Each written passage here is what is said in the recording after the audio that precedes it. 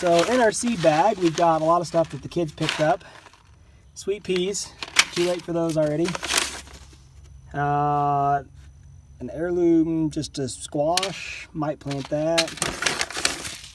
Wildflowers, yeah. More peas. A lot of this stuff, honestly, the kids just grabbed it off the shelf. But we'll plant it where we can. Cantaloupe, absolutely.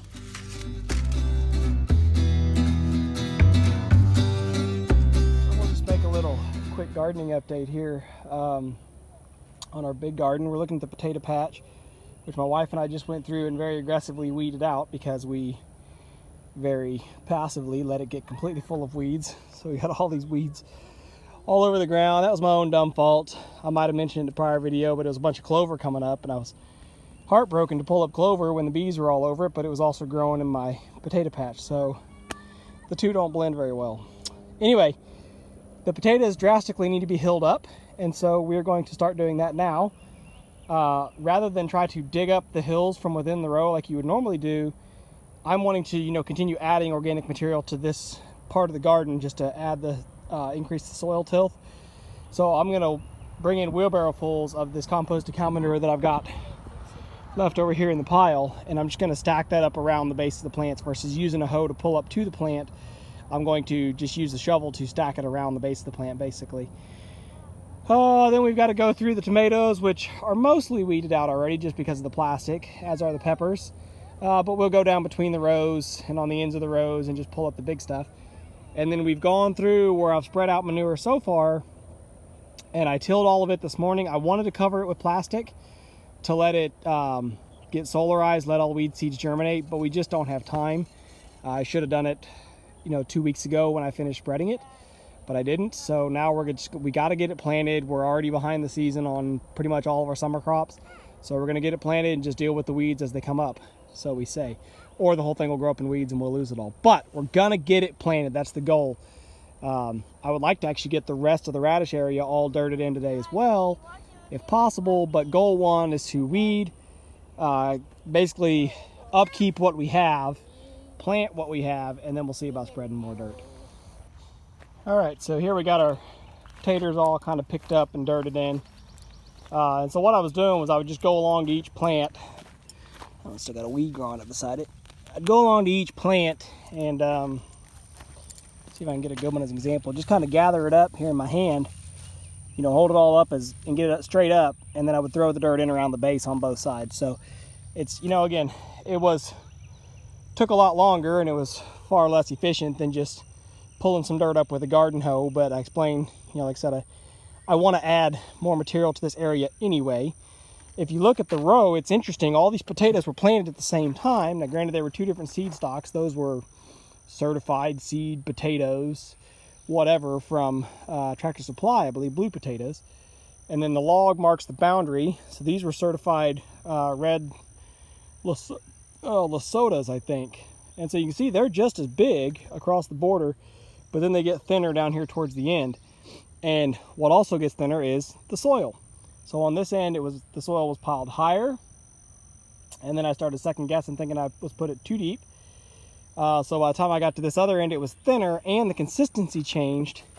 This has a lot more wood chips in it, which of course those wood chips are going to rob nitrogen from the soil as they start to compost. So I think just all around, it was just poor soil blend. But digging around these potatoes, they do have some little new potatoes on them, so they're going to give us something. They're not going to be great.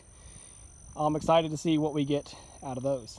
So anyway, lesson learned on that. I was being stingy here with the dirt, with the manure, because I didn't have a lot of it back then. Now I've got my big pile, and I've been hauling even more home when I can. All this out here I've stacked a good 8 inches thick at least, and I might go deeper. It's free. It's diesel and time for me to go next door and get it. So I need to make it good and deep. But anyway, the potatoes are done, at least for now. We probably won't have to hill them up again before we dig them. I think they're only going to have about another month at most.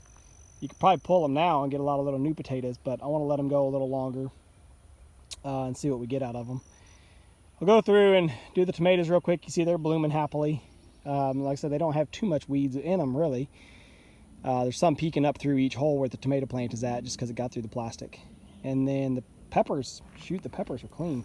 The peppers are actually better than the tomatoes, because the tomatoes I put the plastic over weeds that were already growing, and they've actually pushed that plastic up a lot and poked through, whereas the peppers were put in over top fresh dirt.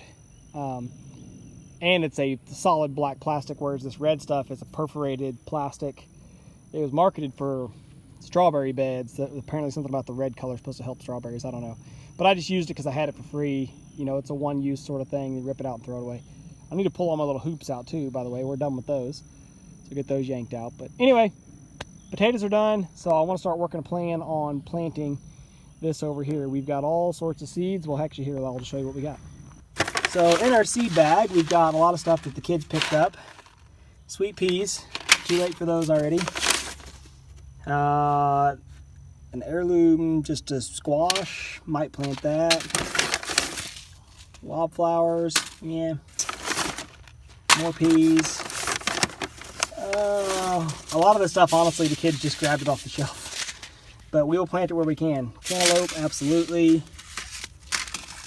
Cucumbers, absolutely. Radishes, too late. Pumpkins, maybe too early, but yeah. And I don't know that we're going to plant all this today. Watermelons, for sure. Catnip, no. More cucumber. Basil, maybe. More squash, straight neck squash. Zucchini, of course.